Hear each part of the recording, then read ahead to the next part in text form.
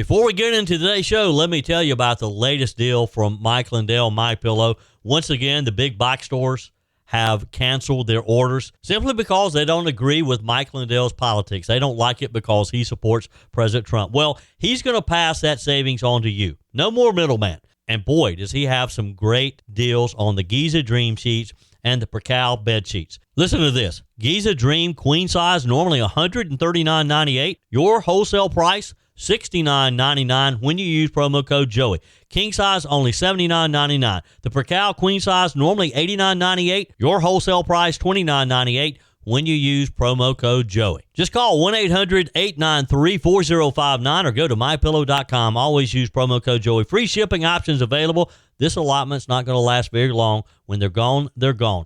mypillow.com.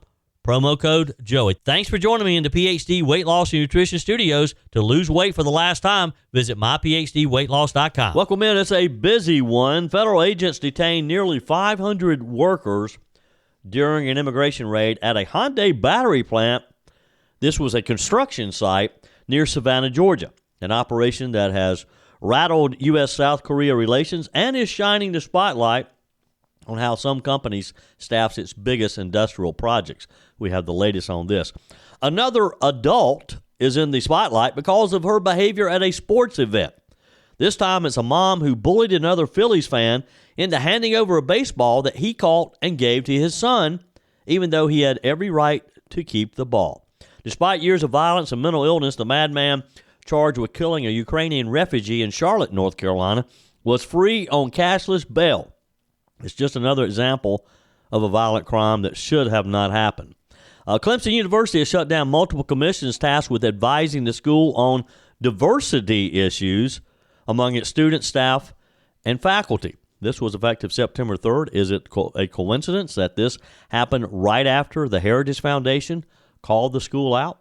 We have those details too. And South Carolina GOP Chairman Drew McKissick joins us to talk about the continuing saga of the Pickens County Republican Party reorg.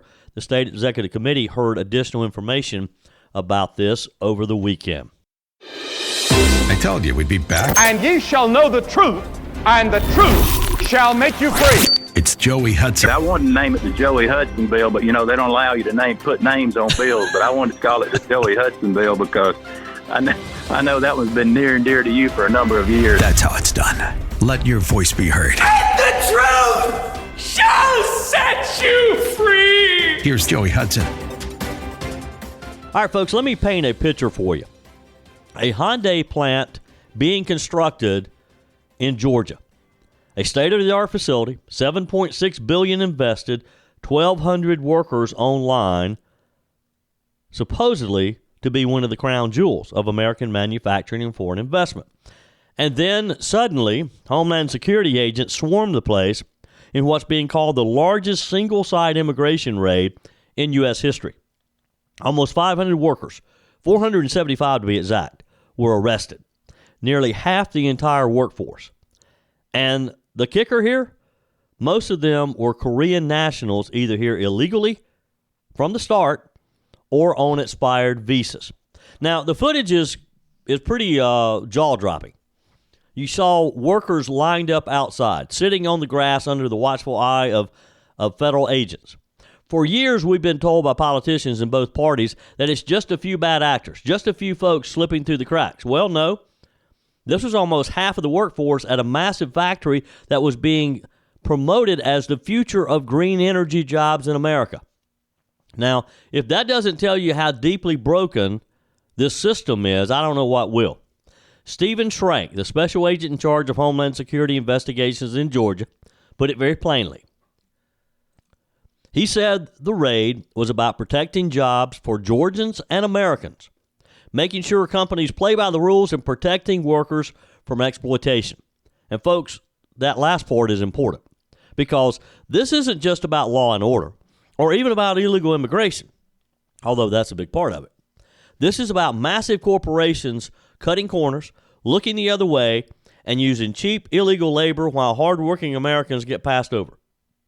You want to know why wages are stagnant in so many industries? Why American workers can't get ahead? It's because of setups like this. Companies import labor on the cheap, and Washington shrugs Until now. There's a new sheriff in town. You can't ignore the timing. This comes just days after the Trump administration announced it was ending temporary protected status for 256,000 Venezuelans. The message is clear. The second Trump term is not going to play games with illegal immigration. You come here illegally, you overstay your visa, you work in violation of the law, you can get a one-way ticket back to where you came. And if you're a company that hires them, you're going to get caught. That's the kind of enforcement that presidents for decades promised but never delivered. Remember George W. Bush talking about reform? Barack Obama promised hope and change. Joe Biden just flat out rolled out the welcome mat. And what happened? Chaos at the border. Crime, drugs, millions of illegals spreading across the country. President Trump saying things are going to change. No more. Now, of course, the blowback started instantly. South Koreans, the foreign ministry of South Korea lodged a formal protest. They said the rights of Korean citizens must not be infringed during U.S. law enforcement operations. They sent officials straight to the Hyundai plant. Well, you know, they don't have anything to worry about if their Korean citizens are here legally. As far as them telling us what our law enforcement operation can do and cannot do, I think they're a little bit out of their league on that. So let me ask you this. What about the rights of American citizens? What about the Georgians who didn't get those jobs because nearly half the workforce was made up of people here illegally? But the loudest pushback came from the AFL-CIO, the labor union. Their Georgia chapter president, Yvonne Brooks, blasted the raid as politically motivated, saying it created fear and burdened other workers. With all due respect, that argument is upside down. If unions really cared about workers, they'd be applauding the raid, right? Illegal labor depresses wages, drives down standards across the board. Legal American workers, including union workers, by the way, are the ones who suffer when companies cut corners. So I would think that the AFL-CIO would be applauding this effort, right? So why is the AFL-CIO defending Hyundai's illegal hiring practices? Simple. They're right. It is politics. They see everything Trump does through the lens of Orange Man bad. And instead of fighting for American workers, they're siding with the global corporations and foreign nationals. How does that picture just not add up? The raid also raises big questions about foreign investment in America. Hyundai pumped billions into this plant. Georgia politicians from both parties praised it as a once-in-a-generation economic project. It was supposed to bring prosperity and prestige.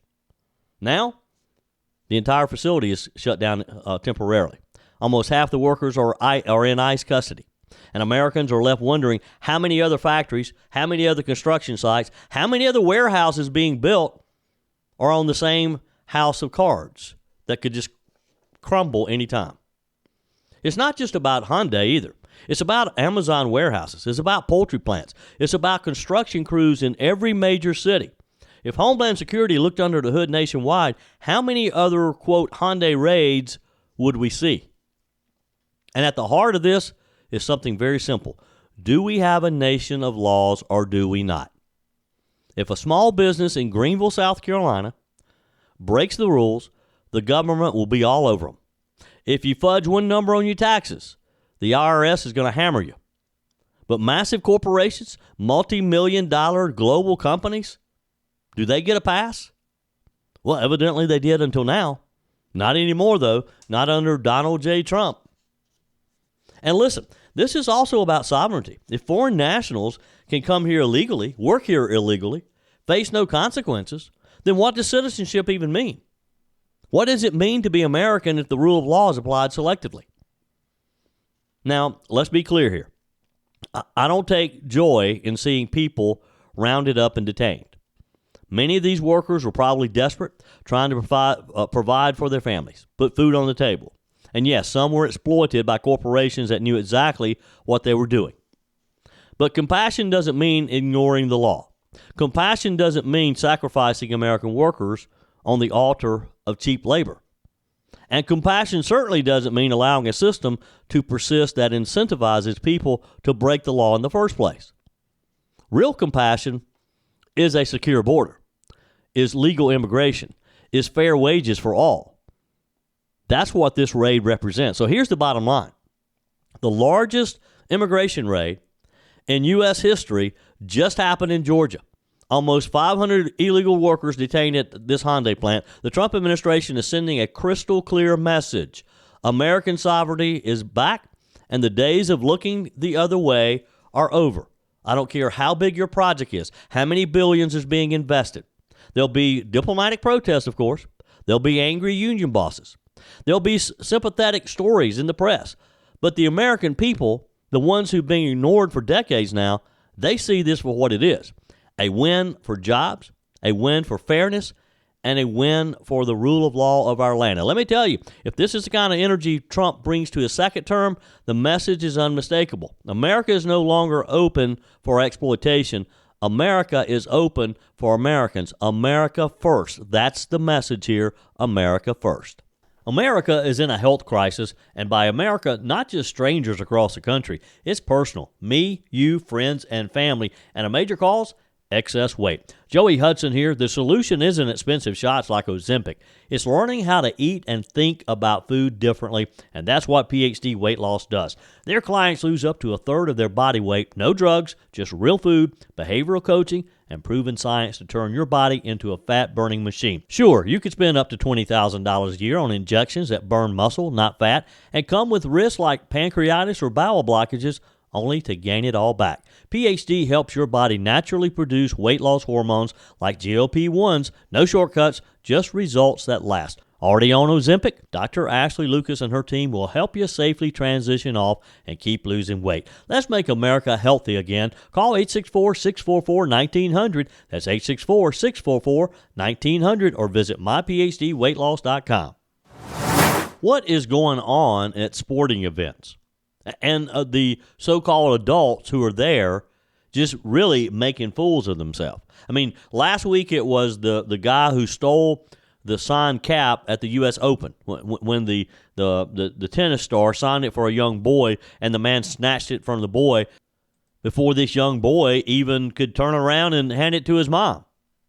So now the latest is a Phillies-Marlins game in Miami last Friday. Harrison Bader hit a home run. Classic ballpark moment. One fan, a dad named Drew Feltwell, hustled over, beat out a few other folks. You know how they all go for try to catch the ball, and he came away with a souvenir. He handed the ball to his young son, Lincoln, and shared that once-in-a-lifetime father-son moment every baseball parent dreams of. But then the story took a wild turn. A woman in a Phillies jersey stormed over, screaming vulgarities. I mean, Drew couldn't even repeat what she said when he appeared on Fox News. She demanded the ball because, in her words, that was her section, that was her ball. So, in other words, because he kind of went over behind her and caught the ball, because he was in her section, she thought that she should have gotten the ball, regardless. Doesn't matter, he caught it. Now, think about that. Not a hey grats, not a would you consider trading, not a full-on meltdown in front of the kids on camera over a baseball. That's what happened. A full-on meltdown by this woman. Now, Drew could have stood his ground. By all rights, the ball was his. But instead, he did something most people these days don't. He handed it over. Why? He said to defuse the situation, to set an example for his kids. And as he told Fox News, the world could use a little extra de-escalation. And he's right. Everything feels intense. Politics, sports, even Little League games. People blow up over the smallest things. This man made the call to keep the peace. Do I think the woman behaved horribly? With what I've seen, absolutely. But this man's response, that's how you should react. That's fatherhood. That's being an adult. That's what it looks like to show restraint in a culture addicted to outrage. And here's the good news. This story does have a happy ending. The Phillies organization stepped up. They learned about it. Of course, it's been reported all over the news. They sent this young man, Lincoln, a care package. Harrison Bader himself gave the kid an autographed bat. In the long run, Lincoln got something that even better than the original home run ball. But here's the bigger lesson. This woman, she walked away with the ball, sure. But she also walked away looking like the poster child of selfishness. Drew, He walked away showing his kids how to rise above the nonsense. Sports used to be about community. You take your kid to the game, you cheer for your team, and when a foul ball or a home run lands nearby, it's a chance for fans to come together, not tear each other apart. So maybe the Feltwell family lost a ball, but in reality, they gained something far more important, a story that proves character is worth more than any souvenir ever could be. And to the woman in that Phillies jersey, let's hope the ball really meant something, because you traded your dignity for it, woman. You showed yourself. And look, there are people trying to identify her. Eventually, she'll probably be outed. We'll see. Now, talk about another story that will just enrage you. What about this story out of Charlotte? Just 2 weeks ago, a catastrophic failure of our justice system, our mental health system, and our political leadership. When we had this Ukrainian refugee, her name was Irina Zarutska. She was 23 years old. She fled the war in Ukraine in 2022, coming here to America, to Charlotte, to start a new life. She found a job at a local pizza parlor. She made friends. She was doing what refugees do best, trying to build something after running from destruction. And then, August 22nd, she boarded a Charlotte train after work. She found a seat, tucked her blonde hair under her baseball cap, pulled out her phone, just an ordinary evening commute home. Yet, it became very extraordinary. Sitting behind her was DeCarlos Brown. He's a 34-year-old homeless man with a rap sheet that stretches back nearly 2 decades. He's had assaults, robbery with a firearm, larceny, gun charges, even 5 years in prison. He was arrested at least 14 times. His own mother said he was schizophrenic and should not have been roaming free. But thanks to cashless-bail and a system more concerned with political correctness and public safety, he was roaming free. In fact, the last time he was arrested, and he was arrested for calling 911 and making insane claims about a man-made material controlling his mind, a judge let him walk with nothing more than a written promise to come back to appear in court later. You can guess how that turned out. On that train, you may have seen pieces of the video footage. Surveillance cameras captured it all. This young man pulled out a pocket knife, unfolded it, and in an unprovoked, cowardly attack, stabbed this Ukrainian refugee multiple times in the neck. Blood was everywhere. She never had a chance. He wandered the train afterwards, holding the blood-soaked knife like it was nothing. A young woman who escaped Putin's bombs in Ukraine was butchered by a career criminal on an American train because our system at every level failed to protect her. Now, let's start with the court system. DeCarlos Brown should never have been on the street. He had violent priors. He was a repeat offender. He'd already proven he was a danger to his own family. He assaulted his sister after getting out of prison. And yet, in January of this year, Magistrate Judge Teresa Stokes set him loose on a written promise to come back to court. That's what passes for justice in too many blue cities and counties today. Forget about the victims. Forget about community safety. The system bends over backwards to give repeat offenders another chance. Well, Judge Stokes, what about Irina's chance? What about her right to live, to thrive, to enjoy the freedom she thought that she had found in America? And this could have been anybody. It happened to be a Ukrainian refugee. It could have been an American citizen. Could have been a senior citizen. Number two, you got the political leadership in Charlotte. When this murder happened, what did the city's mayor, Vi Lyles, do? Did she speak the victim's name? Did she acknowledge the criminal history of the suspect? Did she vow to make mass transit safe again? No. She released a statement demanding compassion for the mentally ill, compassion for the killer. That's the kind of tone-deaf leadership that leaves law-abiding citizens shaking their head. Because compassion doesn't mean letting dangerous schizophrenics with long rap sheets roam the streets with knives. Compassion would have been making sure this man got treatment for his mental illness. That's compassion. Compassion would have been protecting the innocent passengers on that train. And then you have public safety on the Charlotte transit system. It's called CATS. Did you know that local police don't even patrol it anymore? Security has been outsourced to a private company called Professional Security Services, PSS. The contract says they should have 218 security officers system-wide. Guess what? They're short 32 positions right now. They have openings for 32 of the 218. And who was riding the train the night of this murder? No police, no real deterrent, just a homeless fare beater with a knife. That's the state of public safety in not only Charlotte, but too many other American cities. And this wasn't a one-off. Charlotte City Council members admitted that the murder that their constituents already had felt unsafe on buses and trains even before this happened. When the killers ride free and a fare evader runs rampant, of course people are going to feel unsafe. But here's the larger issue. This isn't about one judge or the mayor or the transit system. It's about an ideology. It's about a left-wing approach to crime and punishment that puts criminals first and victims dead last. Or we just don't care about the victims at all. We've seen it in New York. We see it in Chicago. We see it in San Francisco, Los Angeles, all the big cities. And now, right here in the Southeast, in Charlotte.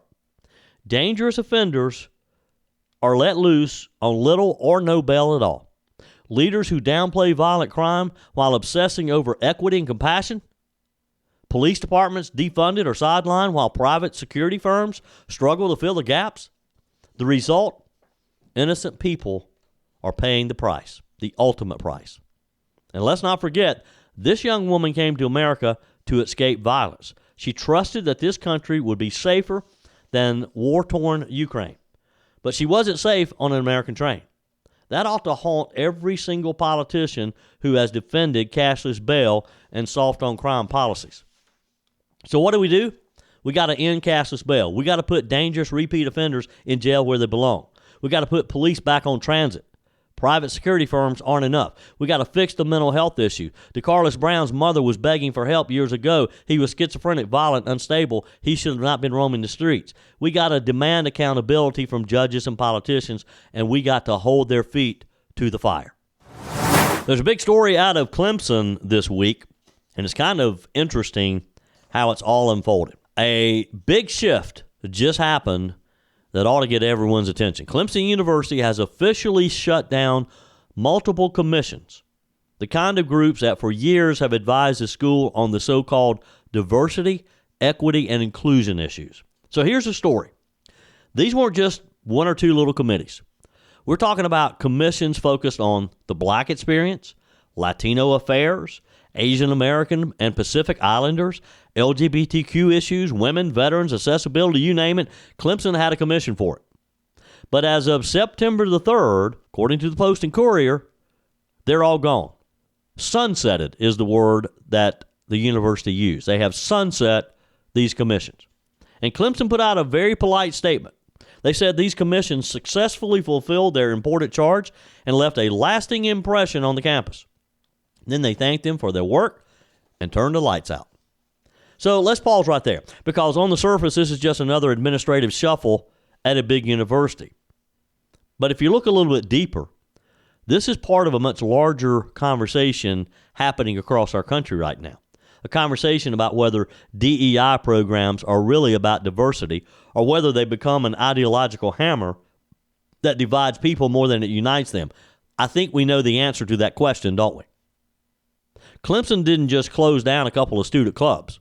They shut down the infrastructure of DEI, the bureaucratic commissions that cost money, wield influence, and inject politics into every classroom, into faculty meetings, into hiring decisions, and admissions policies. And that matters because Clemson is right here, of course, in the Palmetto State, a state that's already been at the center of national debates over education, freedom, and fairness. Now, the timing here is kind of interesting, though. This is as big a part of the story as anything. Just one day before Clemson's announcement, the Heritage Foundation, the conservative think tank behind Project 2025, called Clemson out by name. They accused the school of keeping its DEI agenda alive under another name, a division of community engagement, belonging, and access. Heritage released a report called Uncovering Radical Efforts to Disguise DEI. And they made the case, which the Trump administration has also made, that these DEI offices aren't about fairness at all. They're discriminatory, they're divisive, and in many cases they violate civil rights by favoring some groups over others. We know that. We've known this since Joe Biden and Kamala Harris came up with these ideas, since they started pushing DEI like they did. Now, Clemson swears that the Heritage Report had nothing to do with their decision. Post-Courier said that a spokesman says they told the commission members in late August before Heritage published its report. But still, you got to think about the optics, because they're kind of interesting, aren't they? One day, Heritage drops the hammer. The next day, Clemson announces the DEI commissions are done. Is it a coincidence? I don't know. You tell me.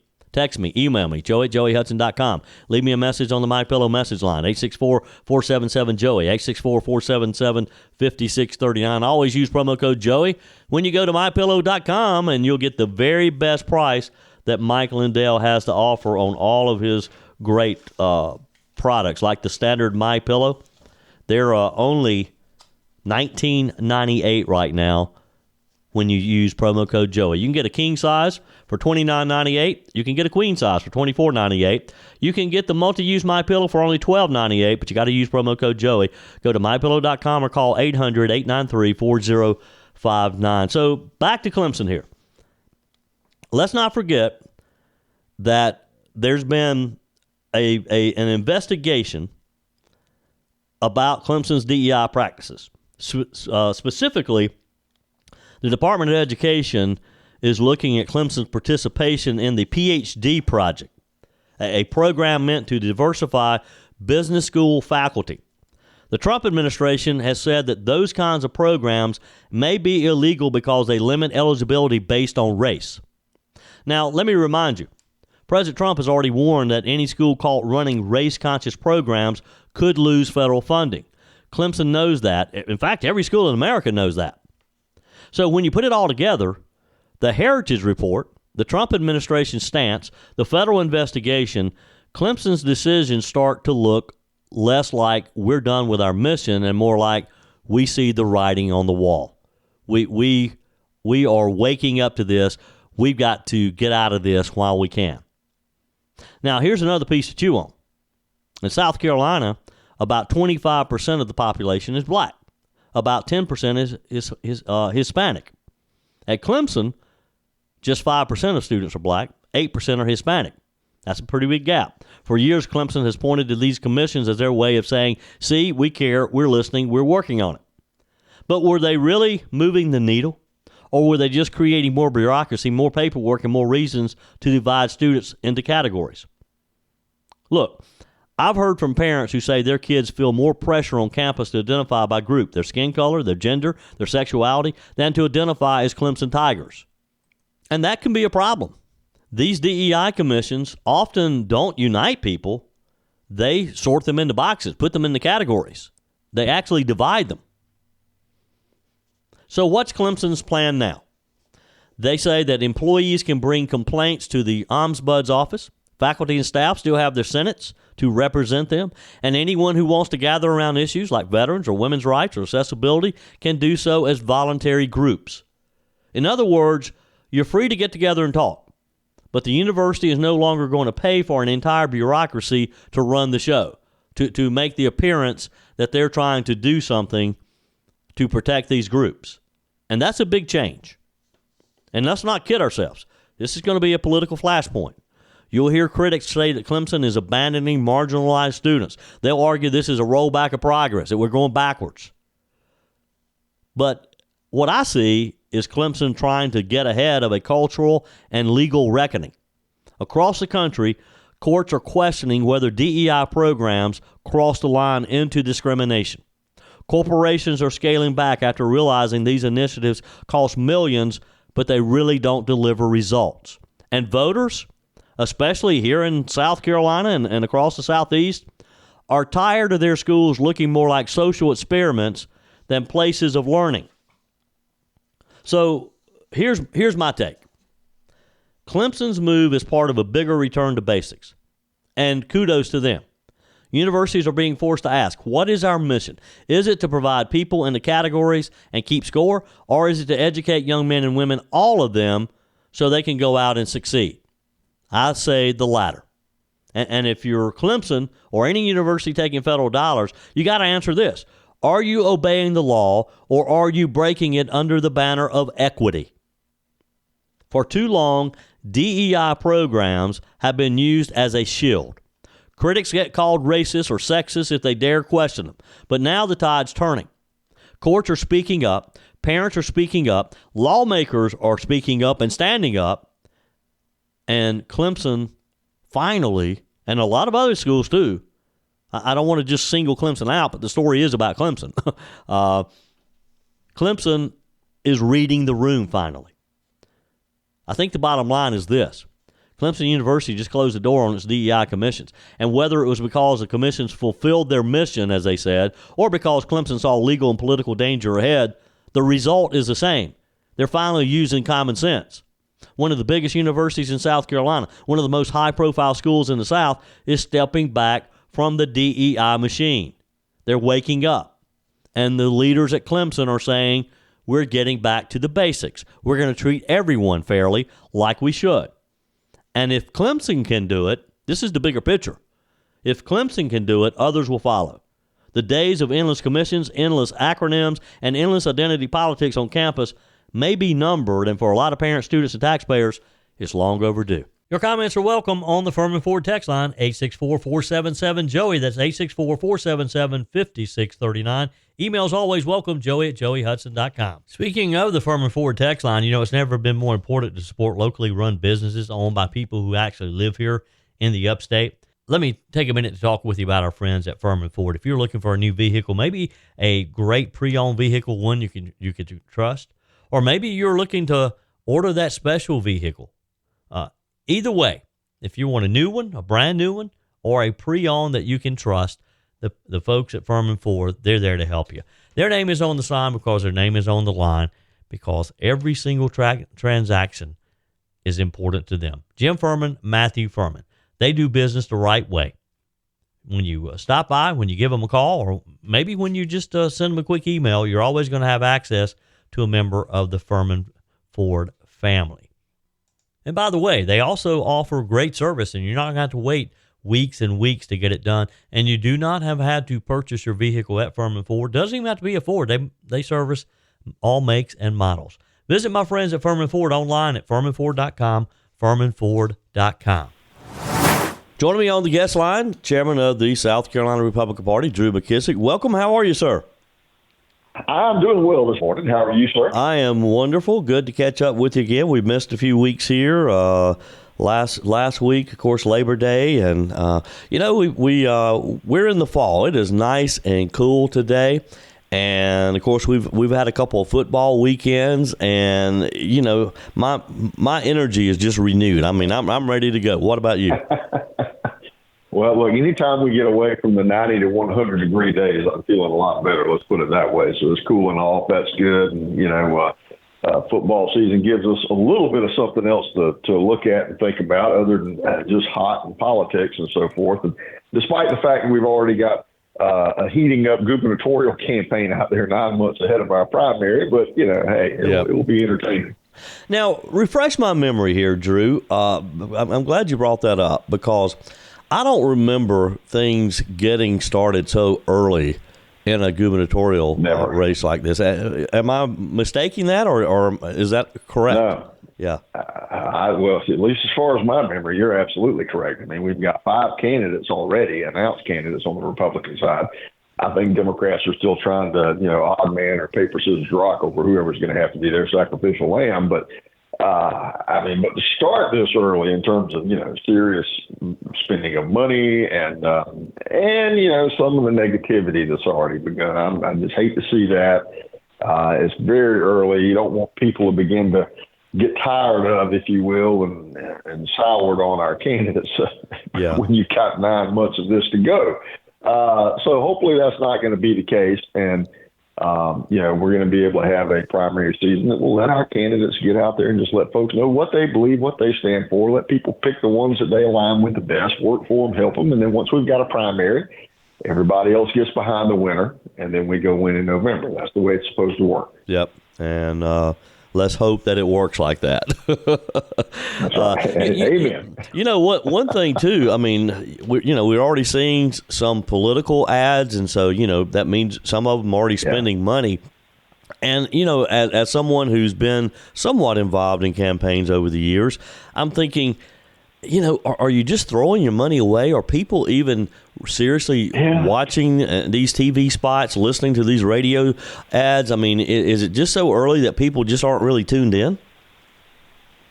Well, you've got a lot of things that mix into what candidates or how candidates decide things, campaigns decide things. And, of course, some of it's good, some of it's not as good as I would like to see. Sometimes you've got, consultants who push candidates to do TV ads, I think sometimes too early because, hey, they get paid to do TV ads. And, people get a percentage of the buy and that kind of thing. And there's that kind of negative incentive. I think,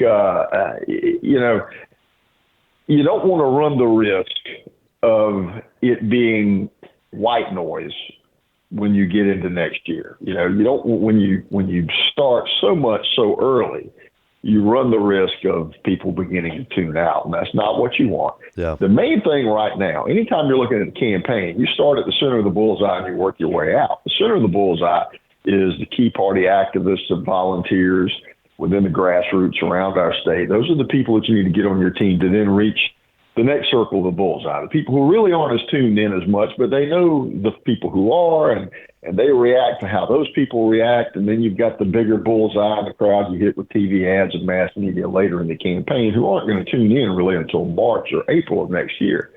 Right now it's about the grassroots and the people at the center, and that's where I would urge all of our candidates at every level to spend most of their time. Yeah. Yeah. Speaking of politics, elections, and delegates to county conventions, we still have this Pickens saga going on, and you guys met over the weekend. Give us an update on where we are with Pickens. Sure. The State Executive Committee actually had a meeting this past Saturday. So following up on the motion that was passed at this preceding meeting to come forward with a plan for how to fix, the mess in Pickens County and reconstitute an organization there going forward. So they came forward with that plan on Saturday. It was debated, amended a little bit. The final result is there'll be another reorganization of a Pickens County Republican Party over the course of the next 60 to 90 days. So we're going to begin to lay the details out for that and when and where it happens and so forth. But that's the bottom line. You want a process that everyone can participate in. And unfortunately, what happened before was not a process everyone could participate in. As a matter of fact, this past week, we had more evidence brought forward that an additional 40 people were arbitrarily shut out of the process the last time. I actually have the hard copies of the forms that prove that. And, the executive committee took that into consideration and so forth. So, the best result would be essentially shuffling the deck again and then giving everybody an opportunity to come in and participate, and that's what we'll have. Yeah. Well, that's good because, again, we want everybody who wants to be involved to have the opportunity to be involved, and it's just that simple. By the way, I'll go further here, and that is, look, we've got an open governor's race, as we just talked about, attorney general's race, comptroller general's race, agriculture race, 2 open congressional seats around the state in this cycle, not to mention your local and state house stuff. We have to have every county organization hitting on all 8 cylinders next year. Yeah. And so it is in our interest to make sure we've got a good, well-organized, representative party in every county around the state, and that means Pickens too. Yeah. Now, this is a bit unusual for something like this to happen. Are there party rules in place that will govern how this redo of the reorg happens? Yes, there are. So, and then again, in the motion that the executive committee put forward this past week, laid out some of that, on top of existing party rules where they may be silent, how they like to see this proceed. Like I said, starting in the next 60 to 90 days, in terms of having the SCGOP cover the cost. So there's no additional cost to the county parties there and volunteers there, no cost to people to register for precinct meetings, county commissions, et cetera. So the party will pick up the cost of that. And along to, volunteers and folks from other counties who run other counties to come in and run local precinct meetings. So we know we've got people who are experienced in doing this and less likely to have problems. Yeah. Drew McKissick, chairman of the South Carolina Republican Party. It's always a pleasure. Appreciate your time, and we'll be watching this process as it unfolds. Fantastic. Well, look, you have a great day, sir. You too. And again, just go to scgop.com, scgop.com.